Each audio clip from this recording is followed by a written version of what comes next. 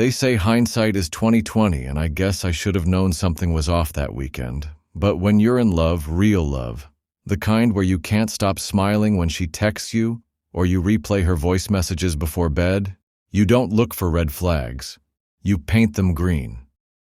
My name's Arjun. I'm 28 now, but this happened when I was 26, working as a product designer at a mid-sized startup in Chicago. It was a remote role, which meant I spent a lot of time at home, and even more time with her. Her name was Jenna. She had this mix of innocence and sensuality that completely disarmed me. Petite frame, deep brown eyes, and a voice that could slow down time. We'd met on a dating app during the tail end of COVID lockdowns, and within a month of talking, we were inseparable. The kind of couple that finishes each other's sentences, shares toothbrushes, and binges Netflix shows together wrapped in a single blanket. Sexually, we were compatible too, maybe even explosive. Jenna was shy at first, but once she opened up, she became adventurous. She had this playful submissiveness in bed that contrasted with her confident personality outside. And me? I was more dominant by nature, but always respectful. She loved that. Our intimacy was raw, passionate, and deeply emotional. At least, that's what I thought. One Friday afternoon, she texted me, Jenna. Hey babe, Lisa and I are doing a girls' weekend at her lake house. No boys allowed, haha. Will text you when I can, love you. It felt normal. Lisa was her best friend from college. Loud, opinionated, and fiercely loyal. I never doubted her. In fact, I texted back with a heart emoji and told her to have fun. That Friday night, I cooked myself dinner, poured a glass of wine, and binge-watched Mindhunter. I even smiled at my screen when she sent a blurry selfie of her and Lisa by the lake with drinks in hand. My girl living her life. What more could I want? But Saturday night was different. No texts, no calls. By 11 p.m., I started to feel that familiar gut twist, that sense when something's off, but you can't explain it. I called her. No answer. I texted, me. All good, babe? Just checking in. The message stayed on, delivered. I tried not to spiral. I opened our chat history and started scrolling. Our last messages were full of kisses, naughty texts, plans for our next weekend together. I even found that voice message she sent last week. The one where she whispered, I want you so bad, right now. I listened to it twice, but my mind was drifting somewhere darker. Why wasn't she replying? I opened Instagram and checked Lisa's story. It had been posted 5 minutes ago. A boomerang of her taking a shot, alone. No Jenna in sight. My stomach sank. I tapped the location tag. The lake house was real, but something wasn't adding up. The next story hit like a punch to the chest. Lisa was at a party. Indoors. Loud music. Guys in the background. I watched it 3 times. No Jenna. At this point, the wine buzz was gone. My chest felt tight. I called again. No answer. I texted Lisa. Me. Hey, is Jenna okay? Haven't heard from her. Lisa. She's not with me, LOL. Thought she was with you? Boom. I sat there, jaw clenched, heart thudding. I reread that message 10 times. She's not with me. I didn't sleep that night. Great. Here's the continuation. Part 2. The lie unravels. Of the story. The weekend she said she was with her friend. I stared at Lisa's message. She's not with me, LOL. Thought she was with you? I didn't even know what emotion to feel first. Confusion, fear, or raw betrayal. The woman I had spent nearly 2 years building a life with was now an unsolved equation, and the variables weren't looking good. My first instinct was denial. Maybe Lisa is messing with me. Maybe they had a fight, and Jenna left to cool off. Maybe I'm overthinking it. But the longer I stared at the screen, the more I realized this wasn't adding up. I texted Lisa again. Me. You're serious? She said she was with you for a girls' weekend. Lisa. Nope. I haven't seen Jenna in over a week. You should ask her. No emojis. No LOLs this time. Just facts. I didn't respond. I couldn't. My hands were trembling. So I did what I never thought I'd do in our relationship. I started checking. First, her location sharing. She'd left it on accidentally months ago after we took a weekend trip together. I opened Find My iPhone and tapped her name. She was in Milwaukee, not the lake house. I zoomed in. It wasn't even a hotel. It was a suburban house, big lawn, 2 cars in the driveway, one unfamiliar name tied to the address, Eli Jameson. I felt bile rise in my throat. I didn't know who the hell Eli was, but I had a feeling Jenna wasn't there helping him install IKEA furniture. I sat frozen in my living room, staring at the glowing screen like it might give me more answers. My body wanted to break something. My phone, my coffee table, her trust. Instead, I whispered to myself, "Don't assume. Catch her. You need proof." Sunday morning, I drove. I couldn't wait. I had to see for myself. It was a 2-hour drive north to Milwaukee, but I barely remember the highway. My mind was in a fog of anger, sadness, and disbelief. I was the guy who trusted.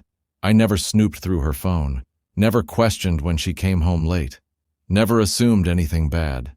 And now, I felt like a damn fool. By the time I pulled up to the address, it was 10:47 a.m. The house looked quiet, nice neighborhood, trees swaying in the wind, birds chirping like nothing was wrong. But everything was wrong. I parked a little down the street and waited. 10 minutes.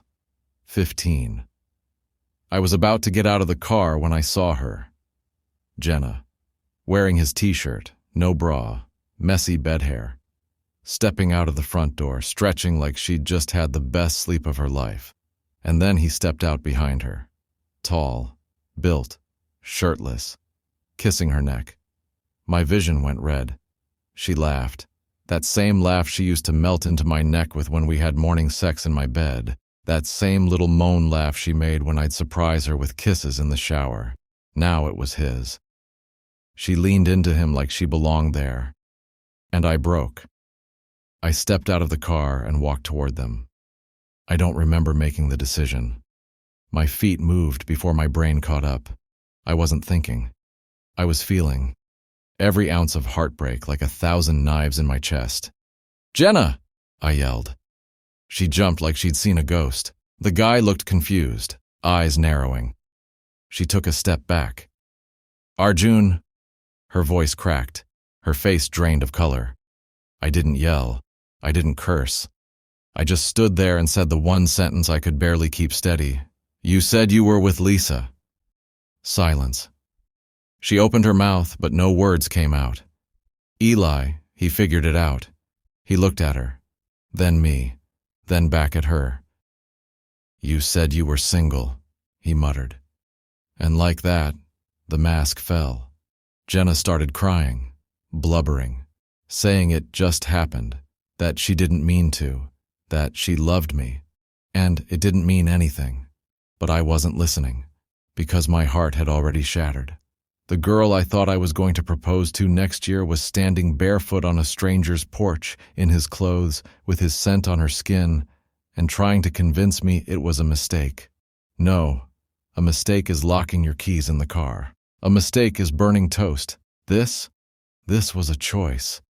She took a few shaky steps toward me, wrapping his oversized t-shirt tighter around her like that would somehow shield her from the reality unraveling around her.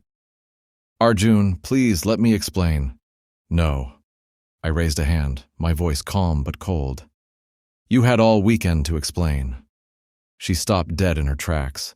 Her lips quivered, eyes wide, like she just realized the gravity of what she'd done. But I wasn't there to play therapist to her guilt. Eli spoke next. "You're her boyfriend?" "Was," I said, eyes never leaving Jenna's. "She told you she was single?" He nodded slowly. "Yeah. Said her last relationship ended months ago." Of course she did. Her face was a mess now. Makeup streaks, hair clinging to the tears running down her cheeks. "It's not what it looks like," she whimpered. I laughed, bitter, short.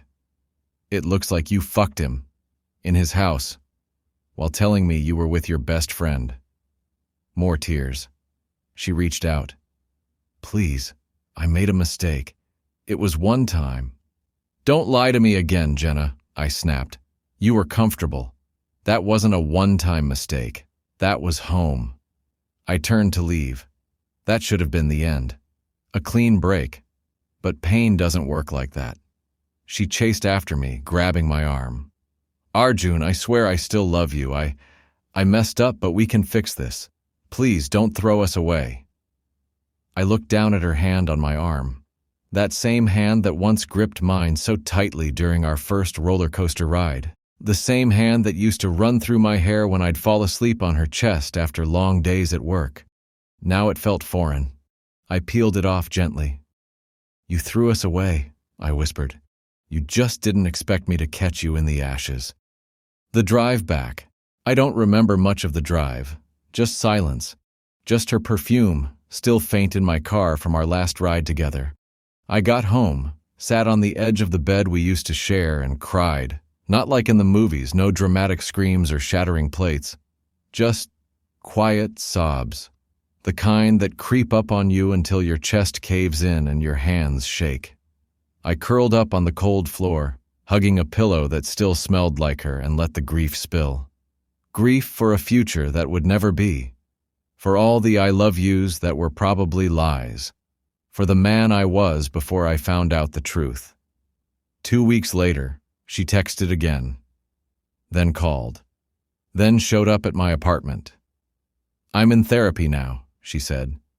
I'm trying to figure out why I sabotage the things that are good for me. I didn't let her in. I didn't say anything cruel either. I just stood there, stronger, calmer, numb. The part of me that once wanted closure realized something. Closure is a myth we chase when we don't want to accept the truth. And the truth was simple. She betrayed me. She chose another man. And I had to choose me. It's been 6 months since that weekend. I started journaling, hit the gym again. I even adopted a dog. A little mutt named Max who licks my face when I cry and doesn't lie to me with his eyes. Some nights I still think about her. About the way her laughter felt like music. About how I pictured her in a white dress walking toward me down the aisle. But those memories don't sting anymore. They're just ghosts. And me? I'm not haunted anymore. I'm healing.